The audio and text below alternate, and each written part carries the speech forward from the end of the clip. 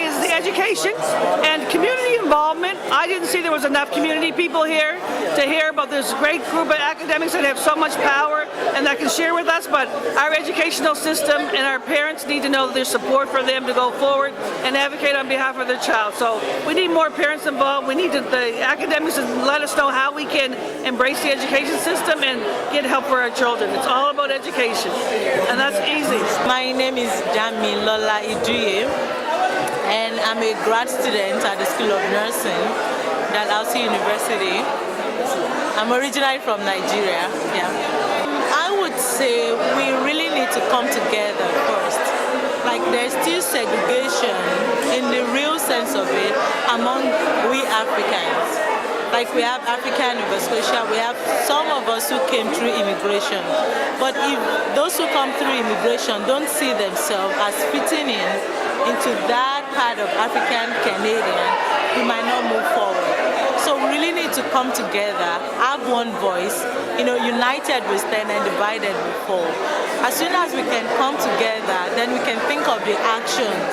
I know that, conferences like this and even activism is not a new thing in the African Canadian community, but why are things still like this? Why are things not changed? So I think we need to use the experience of those who are coming from outside, match them with our own experience, and have a concrete one, then move forward. Raymond Shepherd. One of the things that I have been saying for a lot of years now is that we don't just need education, we need re-education. There is a virus in accepting everything that the white man teaches you. And I think we have to get back to the basics of teaching our own people our values, our beliefs, and our heritage, lineage, that kind of thing. My name is Josephine Maxwell. I am a adjunct professor at the School of Nursing. For me, I think the singular issue, well, there are many issues, but one of the issues I think we really need to have an action plan. We should have some very concrete actions about how do we address the systemic racism within the organization, not only from academic perspective, but institutionalized.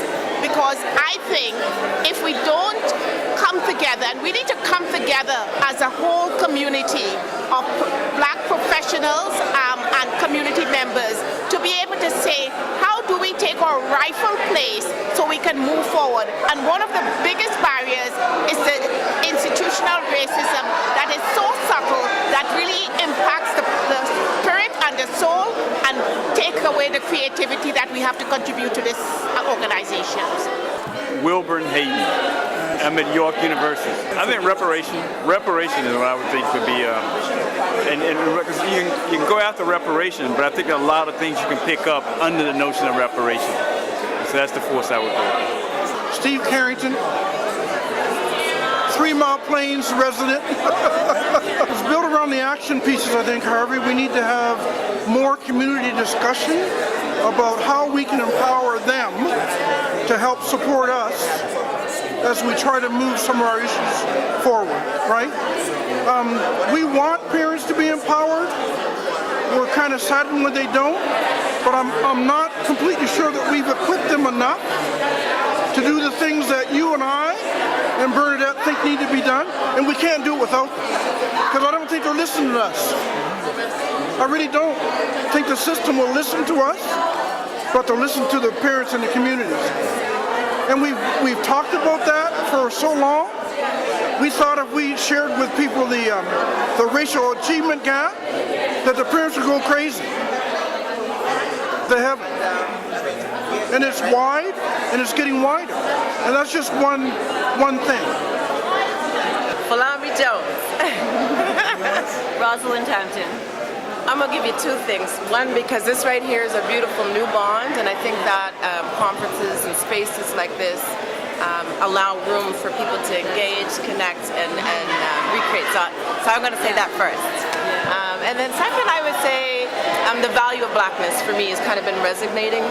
How we see blackness and how we associate value to it. So I'd say that's number 1. Yeah, my first answer and what I was thinking about, and it's funny you started with that, because I was going to say love. Yeah. This has been such a loveful space, and so that I think is the most important thing I take away from this. A lot of also intergenerational communion, which I think was also very important. Yeah.